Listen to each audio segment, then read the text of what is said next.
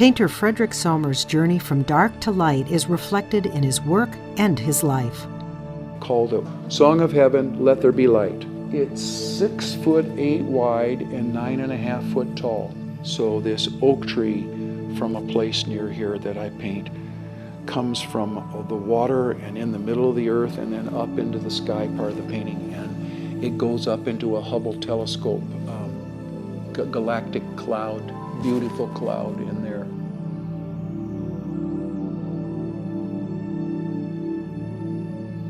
And I was going to be a radical avant-garde artist and go to New York and change the world. I was painting dead people, disemboweled bodies, guts spilling out, men and dead birds climbing up wombs. Painter Fredrick Sommers did change the world, particularly his own. Born into a family with an alcoholic father who disappeared for years at a time, both Fred and his sister spent years at an orphanage. He pursued his education against the turbulent anti-war 1960s, vividly recalling running in fear at a great demonstration at the university in Iowa City involving police, helicopters, and tear gas. His personal and professional canvas reflected pain, anger, and fear, but a series of experiences would change him and his art.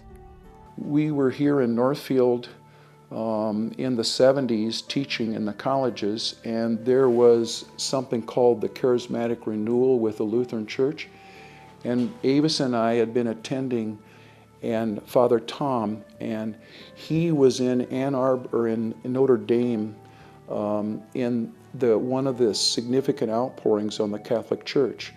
And he came back, and we just said, man, Father Tom, something has happened this weekend to you, and we said we'd like to have that. And so he prayed for Avis and I, laid hands on us and prayed for us in Iowa City, and we didn't think anything happened, but we laughed for a half an hour that night. We had uncontrollable laughing and joy, just filled us that night in Iowa City, and life went on. My studio was the place of privacy, and I just like Tivia on Fiddler on the Roof, he talks to God. Well, I would talk, and I just kind of said, I'm a dead man. I'm going to be like my dad.